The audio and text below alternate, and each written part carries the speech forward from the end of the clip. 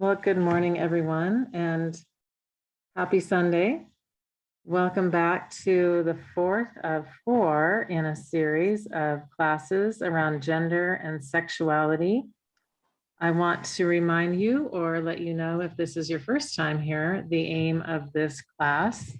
It is to educate ourselves about gender and sexuality, dispel myths and misconceptions, and become better allies with our LGBTQ friends and family. This class will help us become more gender inclusive followers of Christ. In today's session, we'll begin with reviewing the agreements that we have set out from the beginning.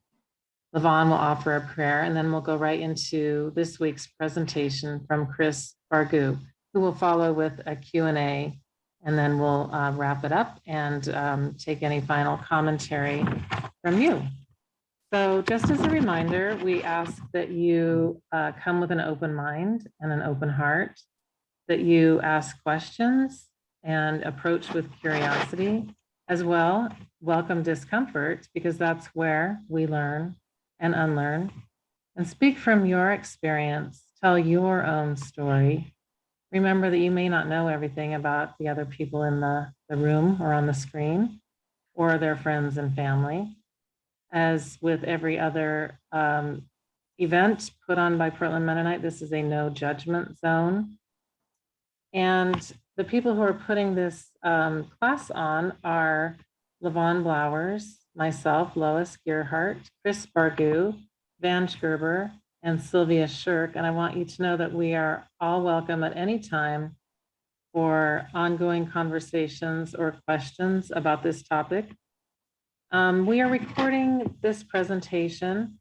Once the presentation is finished, we will stop recording. And so any personal comments will not be recorded. We'll be putting this recording on our website, the Portland Mennonite Church website, and it'll be there probably by this afternoon if you want to check back. And we welcome feedback anytime, and then we'll be sending out a survey at the very end for all of you to give feedback on the whole series.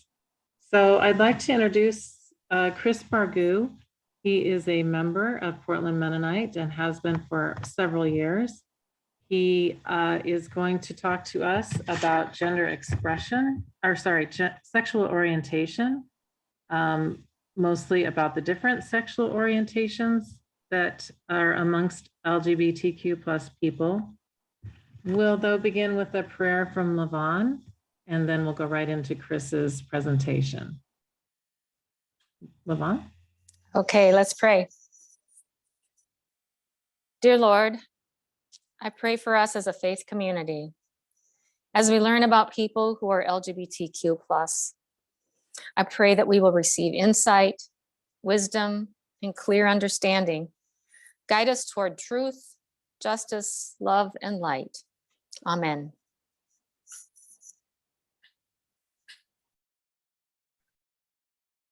Chris, you're on mute. Good morning, PMC. Well, I wanted to start off with a thank you from Levon to Levon, because without this would have never happened. And quite frankly, I think she's the only person who could have asked me to do this at the church and gotten me to say yes. So it is her energy. And I just want to think, because when I first came to PMC, there were gay flags in all the hymnals. And I wanted to know who had done that subversive act, because that really was a particular thing that made me feel welcome. So I was like, well, if someone's doing that and no one's ripping them out or something, at least it's a good energy from that kind of thing. So based on her invite, I said yes. And I said, well, you know, how hard can this be? I'm going to be giving a talk. I am gay, so how hard can it be to give a talk on homosexuality and what it means and all that kind of stuff? And then I thought about that. Well, I'm going to just put that to the rest of you. So if I had this gay audience of people you liked who were friends of yours, and I asked them, come explain why you're heterosexual, why we should, you know, understand, tell us what it means to be a heterosexual. And I was like, oh, okay, well, that's what I'm going to do. So that's what I kind of signed up for. But I just wanted to give you some idea of what it's kind of, it seems different to me. So I wanted to tell you a little bit about the way that the class will be organized. We're going to start off learning, like we have in the previous classes, some basic terms, what a homosexual, bisexual, all these different terms. I think we may be a little bit more familiar than with some of the other terms, because I mean, we've been around what a gay person and maybe what a lesbian is. So I don't think that'll take too long. And then we're going to move into a presentation talking about what our neighbors look like. So sometimes we, the first three classes were a lot about self-expression for the need. I think we heard in the last class to be able to draw with many crayons versus just the one or two we were given. And so I think I wanted to use this class of like, how do we respond to that?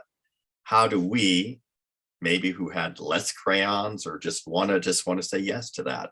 What is that? What does that mean for us as a community, and how do we have a conversation, and how do we support people in making that happen and be in community? So as I talk about, probably are some pretty harsh statistics about what's out there, instead of like getting caught up in the statistics, I'd like us to think about, oh, okay, those are our neighbors, and how do we as a community seek the peace of the city with hopefully some of the newer information I'm going to be giving. So it's about group, and it's about really where PMC's next steps are. And at first, I also want to give out my personal email address. The reason I'm doing that is that I've been kind of informed that there might be some queer people who are new to the congregation and are just listening just to see whether we're the right kind of people that they might want to be in community with. And also because I know, just from having lived life, there are a lot of questions that people have who they just don't want to ask it here. They want to go personal.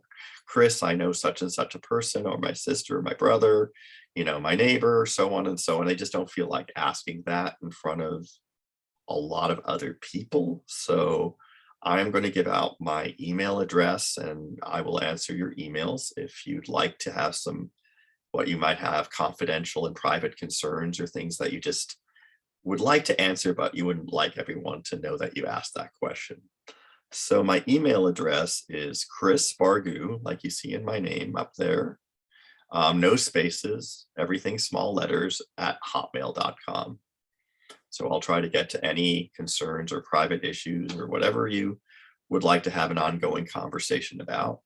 And I will answer back all that kind of inquiry, hopefully with the just letting people know that wherever they're at, there's no real wrong question if you feel that you need to do it privately.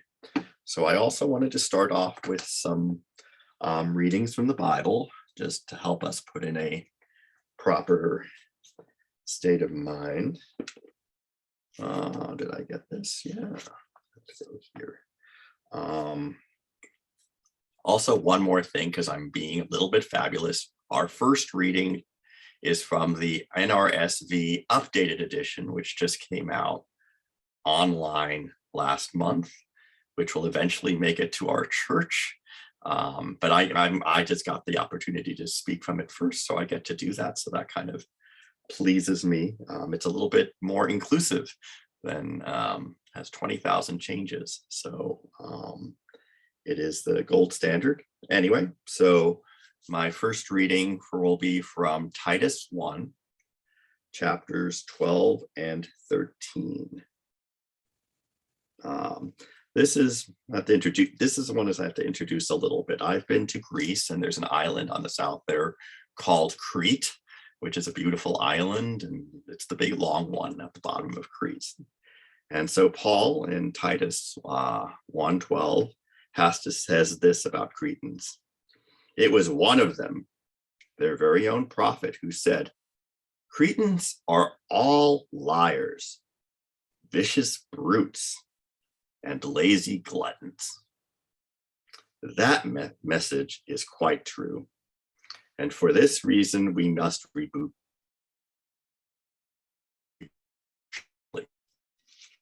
So that is our reading from Titus.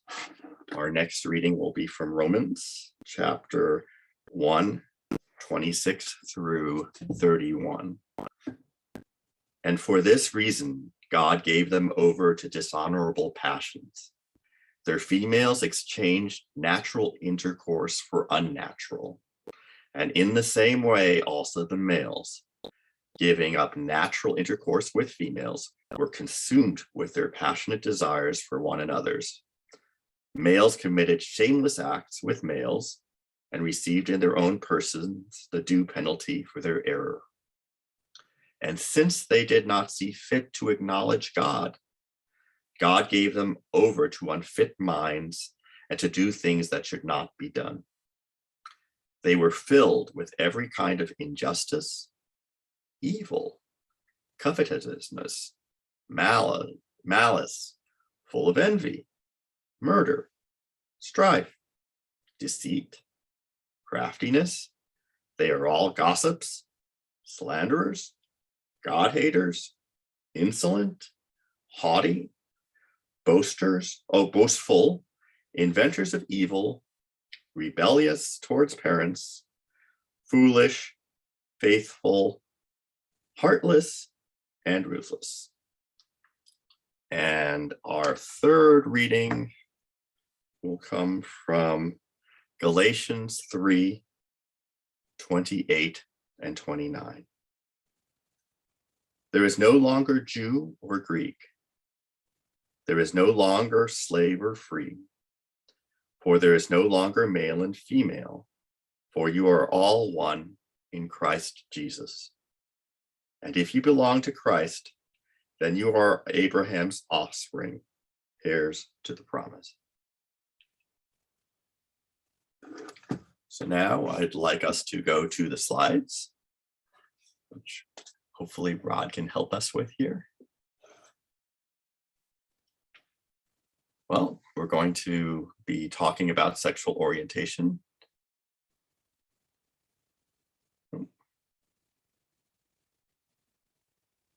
Next one.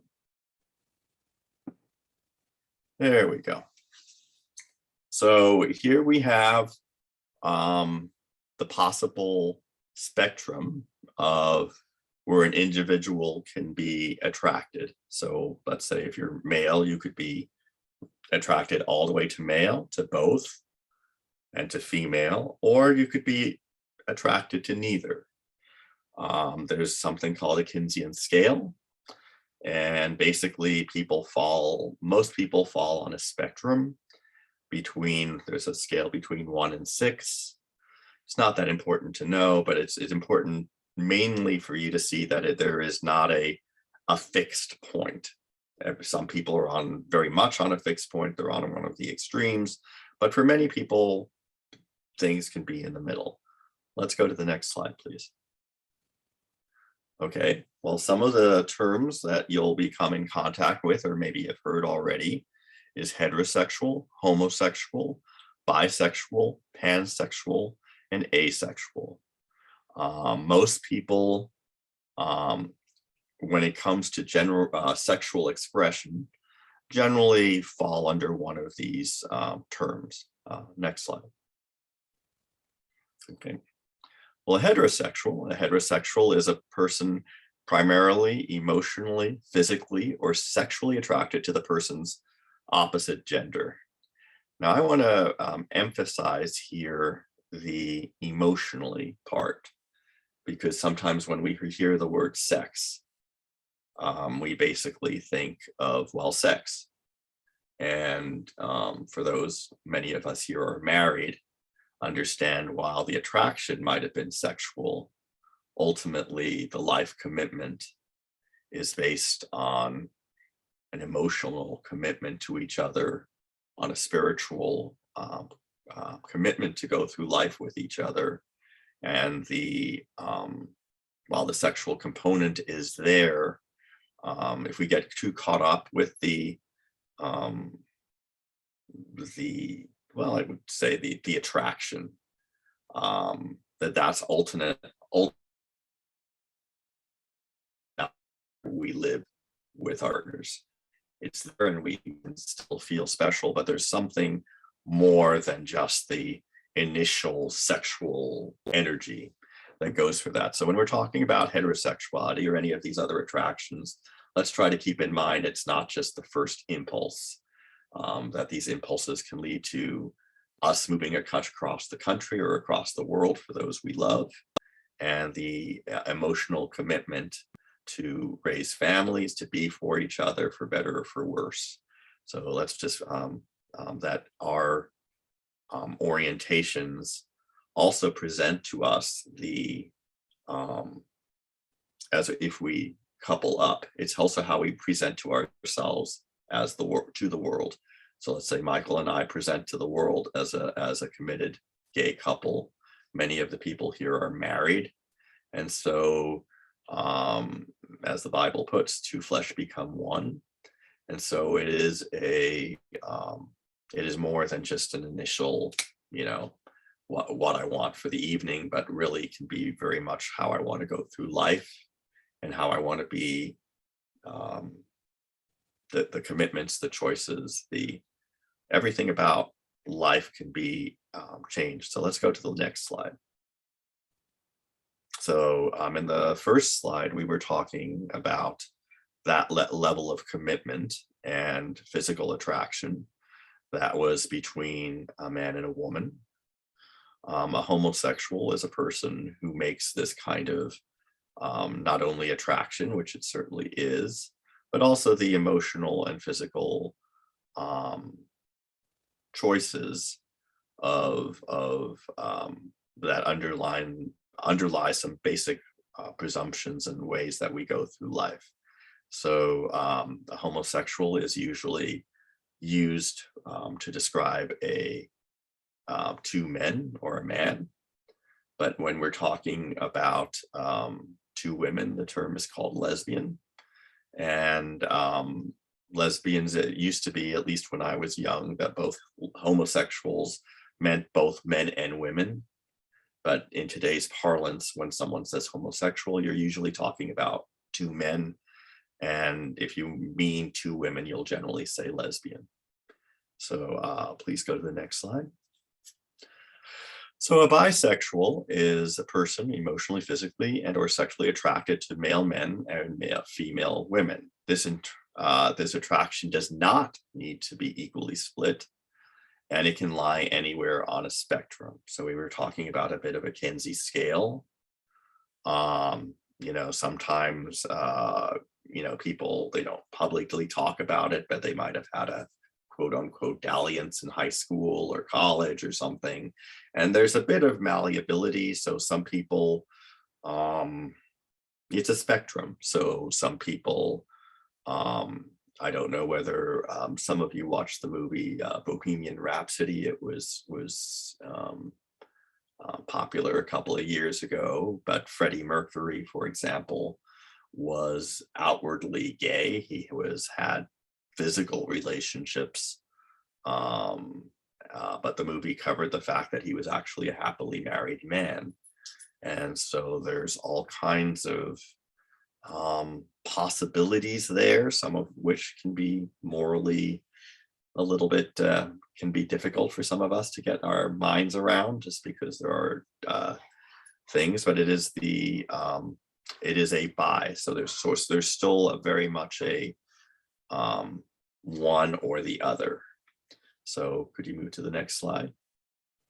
So here we go. We have a pansexual. So people sometimes ask the difference between a pansexual and a bisexual. Since a bisexual, you can go for other male or females, whereas a bisexual still has a bit of the binary one or the other kind of thing. A pansexual is a person who has an attraction to all gender identities and expressions.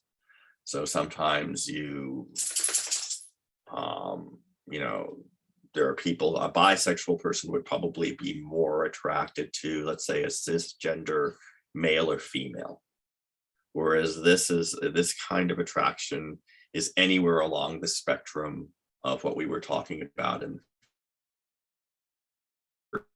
3 classes of people who identify maybe with a combination of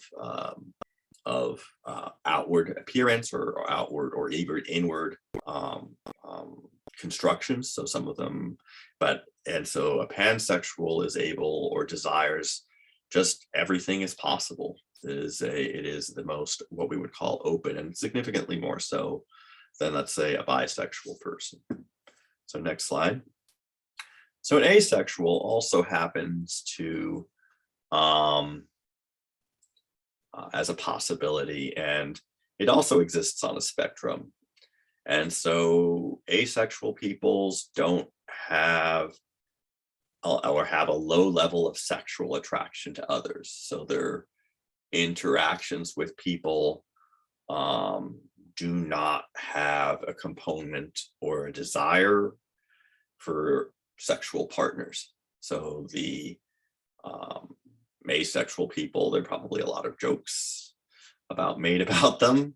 But basically, we are talking about folks who are where the relationships they engage with all people are not built around sexual attraction or a desire for sexual. That does not mean that they don't have a desire for friendships or any kind of other human interaction.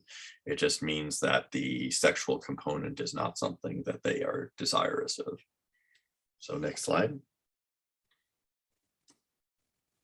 Okay, we don't need to go to the next slide. I think we can skip. There you go. Oops, there we go. This is a perfect slide. So sometimes we go through life. So some of us might be asking, God, this is all so confusing. How do I deal with a person who I don't know how they're showing up, and it's awkward, and I don't know. I can tell you I've met people who I know who I suspected or I was pretty sure were transitioning. But if you don't know if you didn't know where they started or where they intend to go, meaning let's say if they started as a female and they're moving towards being a man or expressing as a man, sometimes you don't know. And so you have to ask that, or at times, we have here where I'm saying he, his. And so some people will identify, let's say in a Zoom meeting, by how they'd like to be named. And it's just very important for us. I think young people are picking it up, that they basically tell you how they want to be referred to, and we need to honor that. And I think that's kind of what our first 3 classes were a lot about, teaching us how to ask those questions. But that's really important, that if you don't know, it's better to ask and show respect than just to assume and make an uncomfortable situation even more uncomfortable. So next slide. Okay, well, this is where we're going to transition from the first part of this talk, because that was some of the basic terms of what around sexual orientation. And I wanted to again speak about what exists in our community, because we exist in Portland. There are people around us. There are people who show up at our church. And I wanted to talk about sometimes we think we're all kind of the same. And so that this is going to be a segment of maybe explaining how the person sitting next to you who is GLBTQ, some of the experiences they might have had in life that are a little bit different than yours. So I'm giving you these numbers and statistics with the eye of this is what our community looks like. And if we want to grow and understand and be part, and being more part, if we're living into our mission statement of being the peace in the city, sometimes it's really important to know who our neighbors are and some of the experiences that they might have gone through that we are much less likely to go through if we're heterosexual. So I want to start off is some Portland city numbers and metro numbers. The percentage of gay people or LGBTQ people in Portland city limits is 8.8%. Out of America's top 100 metro areas, we rank 7th. So Portland is significantly gayer than or over 90% of cities. In the metro area, we rank 4th, which actually gives you an indication that at 6.1%, that in Portland, at least, gay people feel more comfortable than maybe some other towns to move into the suburbs. And actually, this is kind of an encouraging number that we're kind of higher in the metro population than just the city. Because I think there's a level of fear that you can measure if gay people or lesbians or anywhere on the LGBT thing feel that we need to live in a ghetto. Often that's a kind of a reflection of how safe you feel.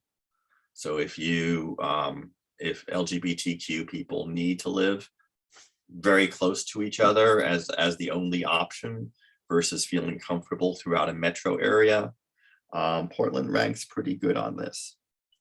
So the last metric for Portland is the amount of LGBTQ people who are married, who are in a committed relationship, and we're about 1% of the total population, and we are 5th.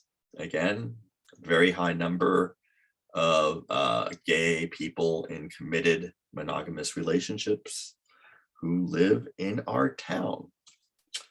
And before I get into some heavy and statistical stuff, which I will not expect any of you to remember, I wanted to start off with one of yesterday's top news stories, which was from the Pope, who basically said that Catholics should always support their children if they're gay. And that is new news from the Catholic Church, and very welcome. And wonderful to hear that they're inching their way forward, but they are moving forward. And so that is was a wonderfully received piece of news by me. So now we're going to talk about just some of the experiences that our LGBT neighbors are much more likely to experience than people who identify as heterosexual. This is a report by the Williams Institute, which is at UCLA in California, and their research indicates that LGBTQ people are nearly 4 times more likely than non-LGBT people to be victims of violent crime. This in all categories, rape, sexual assault, aggravated or simple assault, and what I found most interesting is that in 2017, for example, 19.2 out of 1,000 for non-LGBTQ persons. So a straight person is likely to have a 2% chance in any given year to have be a victim of violence. And LGBTQ is 71, so over 7. So as we wake up and move throughout the world, it is a reality for an LGBTQ person that they're much more likely to be encounter violence as part of what they might experience. but the thing which struck me most interesting, and this has a lot to do with our community as a church, is that LGBTQ are 6 times more likely to experience violence from someone who is well known to them, like a family member, versus only 2.5 times more likely to undergo it at the hands of a stranger. So in other words, the community is strongly impacted by our family views to ours. And so this is clearly points to where the violence is coming from. It is by family. And in the case, which we'll talk about, homeless soon enough, that 40% of all homeless kids under the age of 25 are gay. And this is a number that is 4 to 5 times higher than than our percentages would indicate. So in other words, if you go around and walk through downtown Portland or even in our neighborhood, and you see youth in camp, there's a very good chance that they are, less than 50, but getting there, 40% have had to experience this homelessness. And often it is a result of violence that they have been received at the home from people they know. LGBT women are 5 times more likely than non-LGBT women to experience violent discrimination. And then with men, it is 2.5 times more likely. So it is, when we sit next to people at church, we kind of assume that we all have had a common, to a certain extent, set of experiences that bring us there. But I think it's important to be, when we talk about wanting to be a culturally aware congregation, that a pervasiveness of violence that an LGBT person might have experienced is likely to shape their experience, likely to feel less safe in the world because of some of these experiences. And as a community, we need to be conscious that people who feel less safe or feel the world is less safe to them walk in with a different sense of the way the world is. And as we talk to them and want to seek the peace of the city with people who often feel the world is less safe to them, that we just try to be really make our choices that are compassionate and understanding to where that is. The next issue I wanted to talk about was homelessness. So in the general population, 6.2%, or just over 6% of people have become homeless at one point in their life, of the general population. With gay people, it is 17%.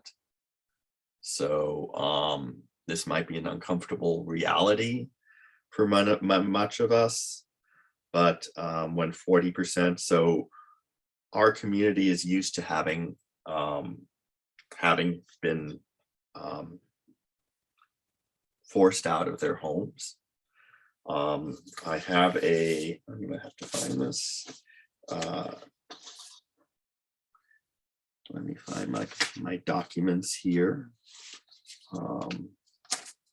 Among gay homeless population, of which is 40% of the city, 63% of them have attempted suicide. And so, and in 19% between teenagers from the ages of 13 to 18%, and after 18 to 24, it goes down to 8% every year. So the percentage of gay people who have attempted suicide as a teenager is astronomical. And I wanted to also point out, because we're a church group, these numbers there's a group called the Trevor Project,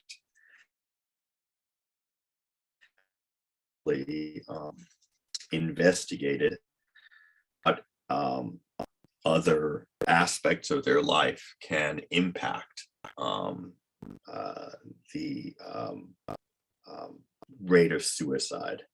And so one of the things they discovered was that there was a time, now we have national gay marriage, but that states that had instituted gay marriage, between 2005 and 2015 had a 7% less likely chance of teenage suicide among whites and 14%.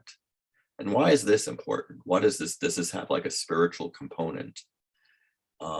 My belief is that people, if you're a young person and you believe that you have an option in life that can lead to happiness, where you can have a partner who will love you, who will support you, who will go through life with you, you see more of a possibility of a meaningful life.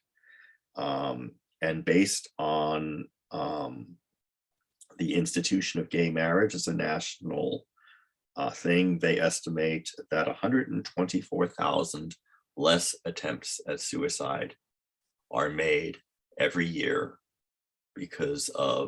by youth, people who are not able to even get married yet, because they see possibilities of that as a possibility. I'm talking all these statistics at you, but I again want us to think about us as a church, that when we make that commitment, when we basically want to include LGBTQ people in our midst as equals and with an increased acceptance in our mission statement, that creates something out there in the world, that we're not just doing it for ourselves, that our students, people in the community see us and see life as they can see their lives as a more possible. It lifts their thing. They also, according to the Trevor Project, they also examined religious belief and the chances of a LGBTQ child attempting suicide. And they basically found that the kids who went to churches that were supportive of LGBTQ as themselves lowered their suicide rates by more than half. So what we talk about in church, when we say, everybody is welcome, and we do those things, we are telling people are listening. People in our congregation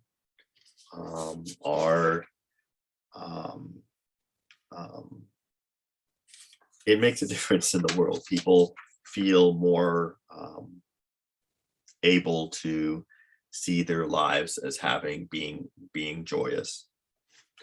I also wanted to talk about, besides the homelessness, I wanted to talk also about that LGBT people have a much higher chance of having their home loans not approved. The percentage of LGBTQ people living in poverty is 15% higher than in the general population. And that LGBT people who are older are turned away from independent and assisted living and often have to pay more money, and are forced to go back into the closet when they reached some homes that offer assisted living. It is not unusual. So I know this paints kind of a bleak picture of what's going on. And I want to end up talking a little bit about something more positive, since I've been throwing all these numbers at you.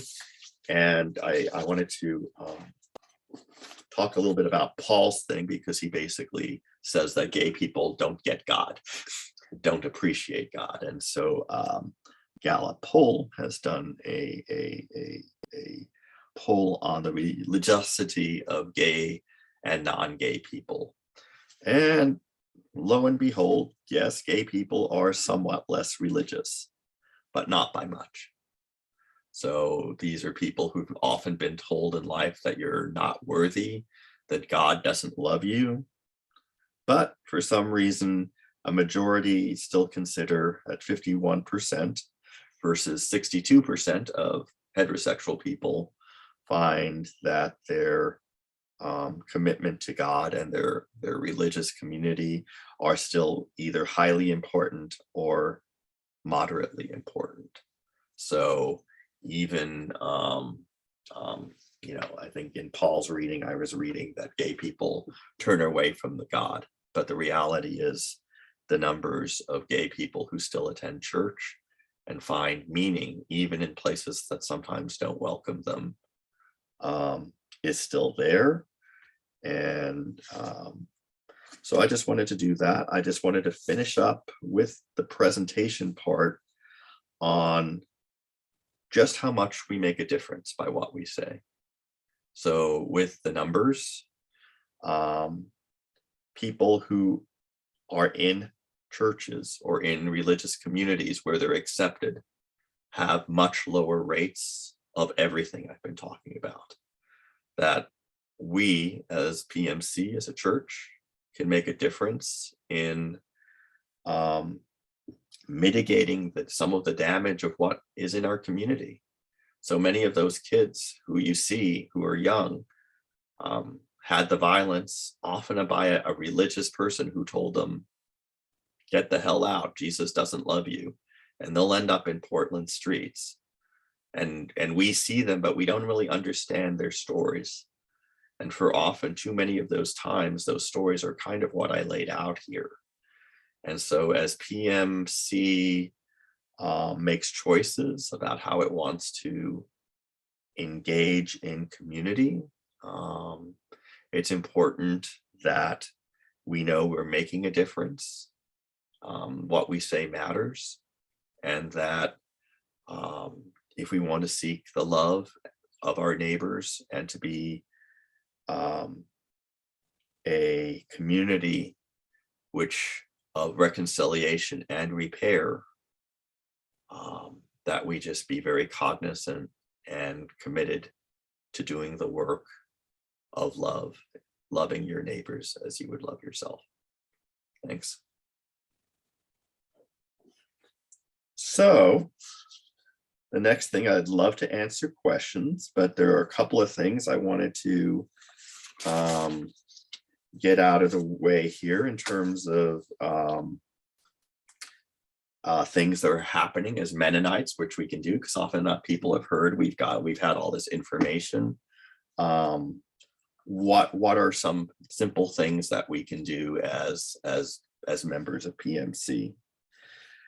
So right now, on May 23rd to the 26th, the delegate meeting of the Mennonite Church USA is going to be meeting, and it has a document that would significantly alter the way Mennonite Church USA supports LGBTQ people.